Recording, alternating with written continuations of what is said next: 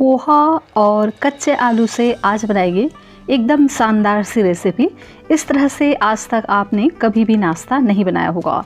एकदम नई सी ये रेसिपी है जो झटपट तरीके से बन जाता है।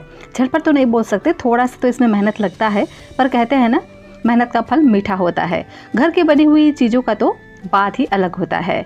तो फ्रेंड्स, इस रेसिपी को लास्ट तक ज़रूर से देखिएगा। ये रेसिपी आपको बहुत ही ज़्यादा पसंद आने वाला है। इस रेसिपी के साथ ही में हम एक बनाएंगे बहुत ही स्पेशल सी चटनी, जिसे आप इस रेसिपी के साथ एंजॉय कर सकते हैं अगर आप इसे सिंपल तरीके से बनाएंगे तो। लेकिन अगर आप इसे ट्विस्ट के साथ बनाएंगे ना, जिस तरह से मैं आगे आपको बताने वाली हूँ, तो उस तरह से अगर आप बनाएंगे तो आपको इसमें चटनी की भी ज़रूरत नहीं पड़ेगी। और साथ में मैं 2 तरह की रेसिपी आज आपके साथ शेयर करने वाली हूँ। तो फ्रेंड्स, चलिए इसे बनाना स्टार्ट करते हैं। रेसिपी आपको थोड़ी सी भी अच्छी लगे तो प्लीज़ वीडियो को लाइक और चैनल को सब्सक्राइब ज़रूर से कर लीजिएगा। इस रेसिपी को हम बनाने वाले हैं कच्चा आलू और पोहे से।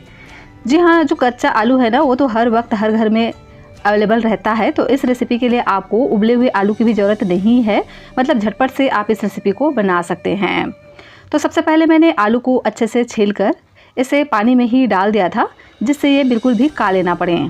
अब हम इसको ग्रेट करेंगे, तो इसे ग्रेट करने के लिए इस तरह का छोटा वाला ग्रेटर का ही इस्तेमाल करते हुए इसे ग्रेट करना है। तो चलिए सभी आलू को मैं अच्छे से ग्रेट कर लेती हूँ।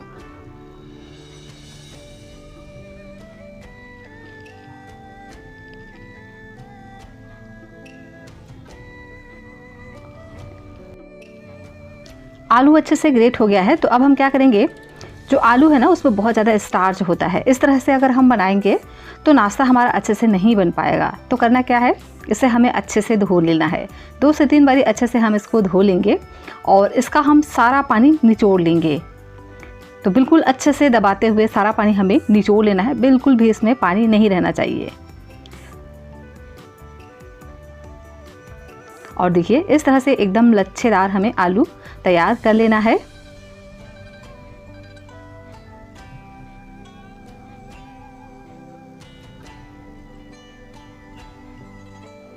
सभी आलूओं को मैंने अच्छे से निचोड़ करके तैयार कर लिया है। तो इसे हम रख देते हैं साइड में। और यहाँ मैंने लिया है पोहा। तो आप कोई सा भी पोहा यूज़ कर सकते हैं, जो भी आपके घर में अवेलेबल हो, मोटा वाला हो, पतला वाला हो, जो भी आपके घर में अवेलेबल हो आप ले लीजिए। तो पोहे को हम अच्छे से धो लेते हैं। 2 से 3 बारी अच्छे से इसे भी हम धो करके ही लेंगे, क्योंकि पोहे में ना बहुत सारा इम्प्योरिटी रहता है। तो जब तक इसमें क्लियर पानी ना आने लग जाए तब तक हम इसको अच्छे से धो लेते हैं। तो देख ही सकते हैं, मैंने इसको अच्छे से धो लिया है 2 से 3 बारी, और इसमें बिल्कुल भी पानी नहीं है। तो क्या करेंगे, इसमें हम थोड़ा सा पानी ऐड कर देते हैं, 2 से 3 चम्मच, और इसको हम अच्छे से सेट कर देंगे। और इसको हम 5 से 10 मिनट के लिए छोड़ देते हैं, ताकि जो पोहा है वो अच्छे से फूल सके। तब तक हम इधर दूसरी तैयारी कर लेते हैं। तो इधर मैंने एक पैन लिया है, इसमें हम 1 चम्मच डाल देते हैं ऑयल। और अब हम इसमें डालेंगे आधा छोटा चम्मच जीरा। जीरा को हम हल्का सा क्रिकल होने देंगे। उसके बाद हम इसमें डाल देते हैं कुछ सब्जियां।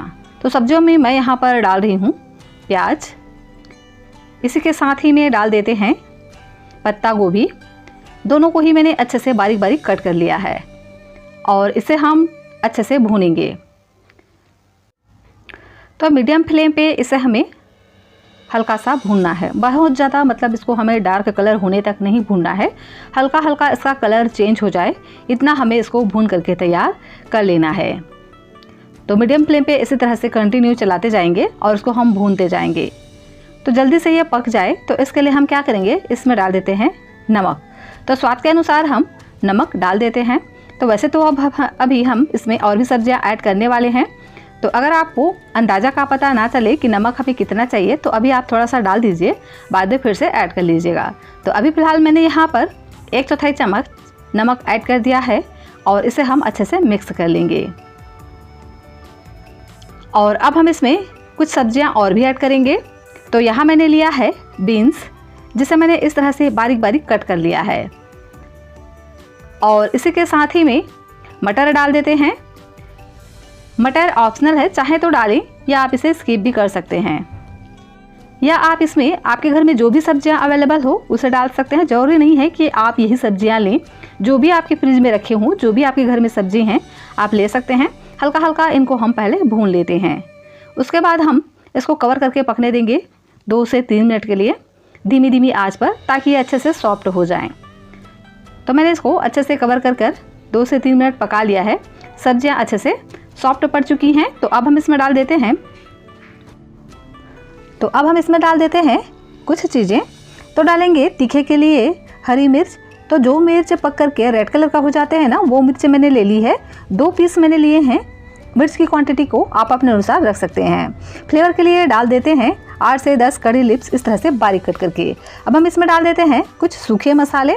तो डालेंगे आधा छोटा चम्मच भुना हुआ जीरे का पाउडर, और इसी के साथ ही में आधा छोटा चम्मच डाल देते हैं धनिया पाउडर। और यहाँ पर हम ऐड करेंगे आलू। तो 1 बड़े साइज का मैंने लिया है आलू। तो ये उबला हुआ आलू है, इसको हम इस तरह से हाथों से मैश करके डाल देंगे। चाहें तो यहाँ पर आप इसे ग्रेट करके भी डाल सकते हैं, लेकिन इस तरह से हाथों से भी बहुत ही बढ़िया से ये हो जाता है। अब हम इसको अच्छे से इस तरह से स्पैचुला से दबा दबा कर थोड़ा सा मिक्स कर लेंगे, ताकि ये चिकना सा हो जाए। अब हम इसमें ऐड करेंगे एकदम तीखा, चटपटा, टेस्टी और मज़ेदार सा बने, इसके लिए हम यहाँ पर ऐड करेंगे पिज़्ज़ा पास्ता सॉस। इसी के साथ ही में डाल देते हैं शेजवान सॉस, और साथ ही ऐड करेंगे रेड चिली सॉस। इन तीनों के कॉम्बिनेशन से बहुत ही बढ़िया सा टेस्ट आता है। तो आप इनको ज़रूर से डाल करके देखना, ये आपको बहुत ही ज़्यादा पसंद आएगा। यहाँ पर आप चाहें तो टोमेटो सॉस का भी इस्तेमाल कर सकते हैं, लेकिन मैंने यहाँ पर 1 मीडियम साइज़ के टमाटर को इस तरह से बारीक कट करके ऐड कर दिया है। अब हम इन सभी चीज़ों को अच्छे से मिक्स करेंगे और हल्का सा टोमेटो को पका लेंगे। तो 1 से 2 मिनट इसी तरह से हम चलाएंगे, और देख ही सकते हैं कि बहुत ही चटपटा सा एकदम आलू का फिलिंग हमारा बनकर के तैयार हो गया है।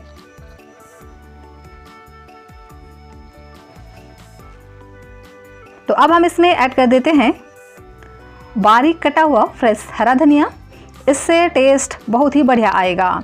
साथ ही ऐड कर देते हैं स्वीट कॉर्न। तो यहाँ मैंने 1 चम्मच जितना स्वीट कॉर्न लिया है, इसे भी हम अच्छे से मिक्स कर लेंगे। इसे आप ज़रूर से डालकर देखना, अगर हो तो, नहीं है तो कोई दिक्कत नहीं है, आप इसे स्किप भी कर सकते हैं। इन सभी चीज़ों को अच्छे से मिक्स करेंगे, और लीजिए बहुत ही स्पेशल सा आलू का मसाला हमारा बन करके तैयार हो गया है। तो चलिए अब बना लेते हैं एक स्पेशल सा चटनी। वैसे तो इस चटनी की ज़रूरत आपको अगर इस तरीके से बनाएंगे तो नहीं पड़ेगी, जैसे कि मैं दिखाने वाली हूँ। तो चलिए पहले बना लेते हैं चटनी को। तो इसके लिए लेना है एक ग्राइंडर, उसमें हम डाल देते हैं आधा चम्मच जीरा। इसी के साथ ही में डाल देते हैं 1 इंच अदरक, और तीखेपन के लिए डाल देते हैं हरी मिर्च। तो मैंने यहाँ पर 2 हरी मिर्च की इस्तेमाल की है, आपको जितना पसंद हो आप डाल दीजिए। 4 से 5 लहसुन की कलियाँ ऐड कर देंगे। इसी के साथ ही में डाल देते हैं 1 चम्मच वाइट वाला तिल। अगर वाइट वाला तिल नहीं है तो आपके पास अगर ब्राउन तिल रखा हो तो आप उसका भी इस्तेमाल कर सकते हैं। और अब हम इसमें ऐड कर देते हैं ताज़ा हरा धनिया, इससे ना टेस्ट बहुत ही बढ़िया आएगा। अब हम इसमें ऐड करेंगे नारियल। तो यहाँ मैंने ताज़ा नारियल लिया है, इसकी जगह पे आप नारियल के बुरादे का भी इस्तेमाल कर सकते हैं। और अब हम इसमें डाल देते हैं पानी। तो थोड़ा सा हम इसमें पानी डाल देंगे, जितना में कि ये पीस जाए उतना हम इसमें पानी डालेंगे, और इसको हम इस तरह से चटनी बना करके तैयार कर लेंगे। लीजिए बहुत ही स्पेशल नारियल का चटनी हमारा बन करके तैयार हो गया है। तो इस पर हम लगा देते हैं एक तड़का। तो इसके लिए मैंने एक तड़के पैन पर थोड़ा सा ऑयल को गरम कर लिया है। इसमें हम डाल देते हैं आधा छोटा चम्मच जीरा, और साथ में ऐड करेंगे सूखी लाल मिर्चें। तो मैंने यहाँ पर 2 सूखी लाल मिर्च का इस्तेमाल किया है। साथ ही में ऐड करेंगे कड़ी लिप्स। तो यहाँ मैंने 3 से 4 कड़ी लिप्स को इस तरह से साबुत ही ऐड कर दिया है, और इनको हम डाल देंगे इस चटनी में। और लीजिए बहुत ही स्पेशल सा चटनी हमारा बनकर के तैयार हो गया है। पर हमने इसमें नमक नहीं ऐड किया था, तो अब हम इसमें ऐड कर देते हैं नमक स्वाद के अनुसार, और इसको हम अच्छे से मिक्स कर लेंगे। और अब हम चलते हैं नाश्ता बनाने की प्रोसेस में। तो यहाँ जो हमारा पोहा है ये भी अच्छे से सॉफ्ट पड़ गया है, देख ही सकते हैं ये अच्छे से फूल गया है। तो अब हम क्या करेंगे, इसको ना हाथों से अच्छे से मसलेंगे। तो 1 से 2 मिनट के लिए इसी तरह से चलाते हुए हम इसको मसल लेंगे तो ये बहुत ही अच्छे से चिकना हो जाता है। लेकिन इसको हमें बहुत ज़्यादा चिकना भी नहीं करना है, हल्का हल्का इस तरह से मसल लेंगे ना तो देखिए बहुत ही अच्छे से ये चिकना हो जाता है। इसमें हम थोड़ा सा पानी ऐड कर देते हैं, लगभग 2 से 3 चम्मच जितना, और इसको अच्छे से इस तरह से मसल करके चिकना कर लेंगे। और अब हम इसमें डाल देते हैं जो हमने आलू ग्रेट करके रखा था ना, उस आलू को डाल देंगे और इसे हम अच्छे से मिक्स कर लेते हैं। फ्रेंड्स, ये बहुत ही स्पेशल सी रेसिपी होने वाली है, तो आप लास्ट तक ज़रूर से देखिएगा, ये आपको बहुत ही ज़्यादा पसंद आएगा अगर आप इसे इस तरह से बनाएंगे तो अब हम इसमें ऐड कर देते हैं नमक स्वाद के अनुसार, और इसी के साथ ही में डाल देते हैं जीरा आधा छोटा चम्मच। 1 छोटे चम्मच हम यहाँ पर ऐड करेंगे चिली फ्लेक्स, और भुने हुए जीरे का पाउडर 1/4 चम्मच ऐड कर देंगे। साथ ही यहाँ पर हम ऐड कर देते हैं गरम मसाला, और इसी के साथ ही में ऐड करेंगे बारीक कटा हुआ हरा धनिया, और साथ ही ऐड करेंगे कड़ी लिप्स। तो 8 से 10 कड़ी लिप्स को मैंने इस तरह से बारीक बारीक कट कर लिया है, और अब हम इन सभी चीज़ों को अच्छे से मिक्स करेंगे। साथ ही नाश्ते को और भी ज़्यादा हेल्दी बनाने के लिए यहाँ पर ऐड कर देंगे पालक। तो यहाँ मैंने अच्छे से पालक को धो करके साफ कर लिया था, और इस तरह से बारीक कट करके हम इसमें डाल देंगे। और अब हम यहाँ पे डालेंगे बाइंडिंग के लिए गेहूं का आटा। तो यहाँ मैंने 1 कटोरी गेहूं का आटा लिया है। यहाँ आप गेहूं के आटे का ही इस्तेमाल करिएगा। यहाँ अगर आपने चावल के आटे का इस्तेमाल कर दिया ना तो क्या होगा कि जो हमारा नाश्ता बनेगा ना वो टाइट सा हो जाएगा, लेकिन हमें बनाना है एकदम सॉफ्ट सा नाश्ता। तो इसके लिए हम यहाँ पर गेहूं का आटा इस्तेमाल करेंगे, और थोड़ा सा पानी डाल करके इस तरह से एक गाढ़ा सा पेस्ट बना करके तैयार कर लेंगे। बटर हमारा परफेक्ट है। अब हम इसे बनाने के प्रोसेस में चलते हैं। तो मैंने लिया है एक तवा। इस रेसिपी को हम तवे पर बनाने वाले हैं। तो क्या करेंगे, तवे पर थोड़ा सा ऑयल को अच्छे से ग्रीस कर लेना है, और इसमें हम डाल देते हैं बटर को, और इस तरह से हम अच्छे से फैला लेंगे। तो अच्छे से एकदम पतला सा लेयर हमें इसका बनाना है, बहुत ज़्यादा मोटा बिल्कुल भी नहीं रखना है। और इसको हम ढक करके पकने देंगे 4 से 5 मिनट के लिए। और देख ही सकते हैं मैंने इसको 4 से 5 मिनट तक पका लिया है, और ये अच्छे से पक चुके हैं। तो इस तरह से हम इसको अच्छे से घुमा घुमा करके सेंक लेते हैं, लेकिन इसको हमें एकदम धीमी आंच पर पकाना है ताकि ये अच्छे से पक भी जाएं, लेकिन ये बहुत ज़्यादा कलर चेंज ना करे। हल्का सा इसका कलर चेंज हो जाए इतना हम इसको पका लेते हैं। और देख ही सकते हैं इस तरह से जब हम तवे पर इसको हिलाते हैं ना तो अच्छे से इस तरह से ये छोड़ देता है तले को। जब इस तरह से ये हो जाए तो उसके बाद हम इसको पलट लेंगे। और देख ही सकते हैं इसी तरह से मैंने इसको अलट पलट कर अच्छे से सेंक लिया है। तो अब हम इसको निकाल लेते हैं, और लीजिए मैंने इसको निकाल लिया है। अब हम इसको ट्विस्ट देने वाले हैं। तो फ्रेंड्स, यहाँ पर आप चाहें तो इसी तरह से भी इसको सर्व कर सकते हैं। अगर आप इसे इसी तरह से सर्व कर रहे हैं तो आप इसे चटनी के साथ सर्व करिए जो हमने बना करके तैयार किया है, तो भी आपकी जो रेसिपी है ना एकदम परफेक्ट तरीके से बन करके तैयार हो जाती है और बहुत ही ज़्यादा टेस्टी बनती है। इस तरह से कच्चे आलू और गेहूं के आटे का ये एकदम मज़ेदार सा चीला हमारा बन करके तैयार हो गया है। लेकिन हम इसमें देने वाले हैं एक ट्विस्ट, जिससे आपको चटनी की भी ज़रूरत नहीं पड़ेगी। तो इसके लिए क्या करना है, इस तरह से लेंगे एक पिज़्ज़ा कटर, आप चाकू का भी इस्तेमाल कर सकते हैं, और इनके जो किनारे हैं उनको हम कट कर लेते हैं। तो इनके किनारों को आप ऐसे भी खा सकते हैं, ये बहुत ही ज़्यादा टेस्टी बने हुए हैं।